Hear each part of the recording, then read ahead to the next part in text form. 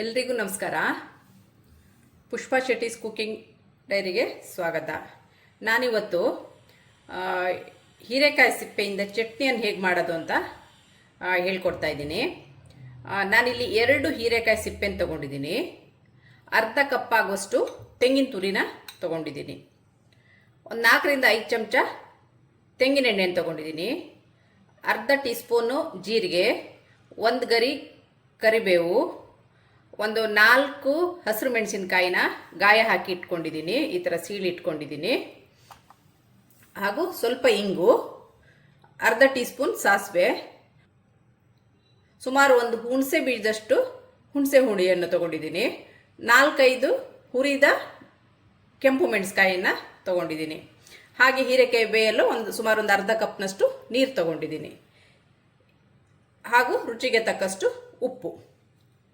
ಇದನ್ನು ನಾವು ಈಗ ಹೇಗೆ ಮಾಡೋದು ಅಂತ ನೋಡ್ಕೊಬರೋಣ.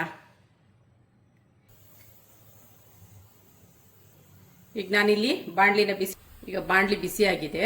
ಅದಕ್ಕೆ ಒಂದು 5 ಟೀ ಸ್ಪೂನ್ ಎಣ್ಣೆನ ಹಾಕ್ತಾ ಇದ್ದೀನಿ. ತೆಂಗಿನ ಎಣ್ಣೆ ಉಪಯೋಗಿಸ್ತಾ ಇದ್ದೀನಿ ನಾನಿಲ್ಲಿ.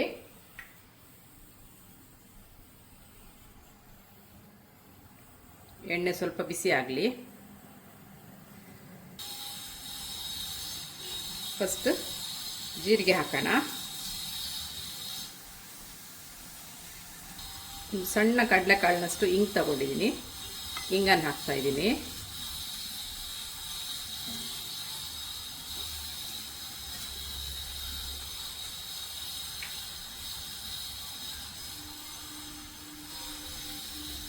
ಜೀರಿಗೆ ಆಗಿದೆ. ಈಗ ಸಾಸಿವೆನ ಹಾಕೋಣ.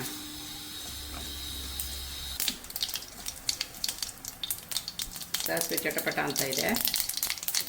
ಫ್ಲೇಮ್ ಸ್ಲೋ ಅಲ್ಲಿರಲಿ. ಈಗ ಕರಿಬೇವು,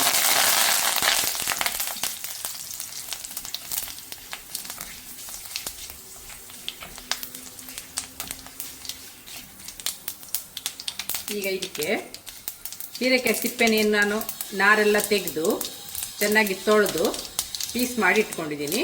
ಇದರಲ್ಲಿ 2 ಹೀರೆಕಾಯಿ ಸಿಪ್ಪೆ ಇದೆ. ಈಗ ಅದನ್ನು ಹಾಕ್ತಾ ಇದ್ದೀನಿ.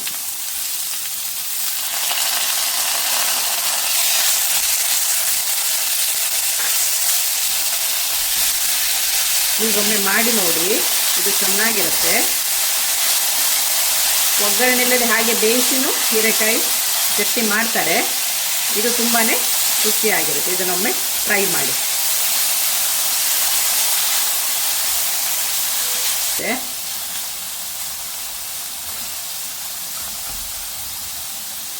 ಇದಕ್ಕೆ ನಾನು ಅರ್ಧ ಕಪ್ನಷ್ಟು ನೀರು ಹಾಕ್ತೀನಿ. ಇದು ಬೇಯಿಗೆ ಅದರಲ್ಲಿ.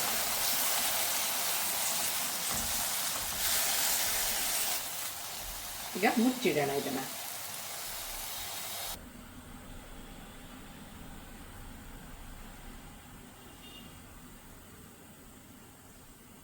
ಈಗ ಆಗಿದೆಯಾ ನೋಡೋಣ.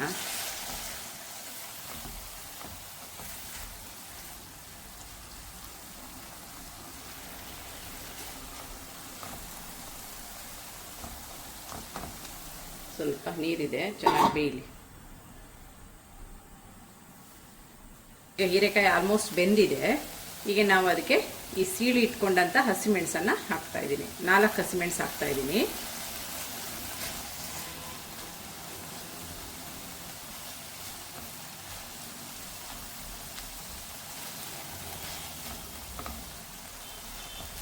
ಇದು ಉಪವಾಸ ದಿನಗಳೆಲ್ಲ ಮಾಡ್ಕೋಬೋದು. ಯಾಕಂದರೆ ಇದಕ್ಕೆ ಈರುಳ್ಳಿ ಬೆಳ್ಳುಳ್ಳಿ ಏನು ನಾನು ಸೇರಿಸ್ದೇ ಮಾಡ್ತಾಯಿದ್ದೀನಿ.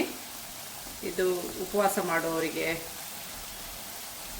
ಈರುಳ್ಳಿ ಬೆಳ್ಳುಳ್ಳಿ ಹಾಕದೇ ಅಡುಗೆ ಮಾಡೋರಿಗೆ ಇದು ಒಂದು ಒಳ್ಳೆ ರೆಸಿಪಿ ಅಂತಲೇ ಹೇಳ್ಬೋದು.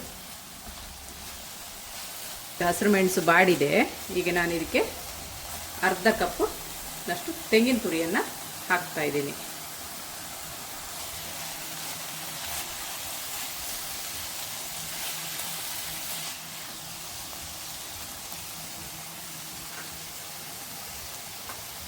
ಇದು ಸ್ವಲ್ಪ ಕೆಂಪಾಗೋ ತನಕ ಹುರಿಯೋಣ.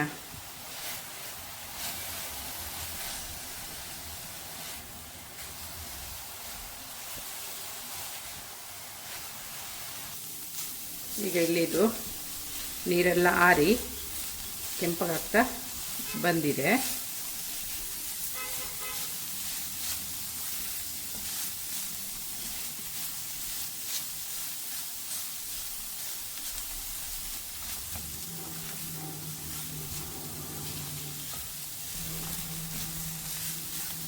ಈಗ ಸಾಕು, ಕಲರ್ ಚೇಂಜ್ ಆಗ್ತಾ ಇದೆ ಹೀರೆಕಾಯಿ ಸಿಪ್ಪೆದು, ತೆಂಗಿನ ತುರಿದು. ಈ ಹಂತದಲ್ಲಿ ನಾವು ಗ್ಯಾಸ್ ಸ್ಟವನ್ನು ಆಫ್ ಮಾಡೋಣ.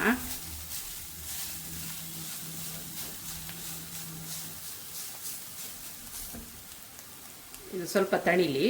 ತಣದ ಮೇಲೆ ಮಿಕ್ಸಿಗೆ ಮತ್ತು ಉಳಿದ ಸಾಮಗ್ರಿಗಳನ್ನು ಹಾಕಿ ನುಣ್ಣಗೆ ರುಬ್ಬೋಣ. ಈಗ ಇದು ತಣ್ಣಗಾಗಿದೆ, ಕಲರು ಸಹ ಚೇಂಜ್ ಆಗಿದೆ ನೋಡಿ. ಈಗ ಇದನ್ನು ಒಂದು ಮಿಕ್ಸಿ ಜಾರಿಗೆ ಟ್ರಾನ್ಸ್ಫರ್ ಮಾಡೋಣ.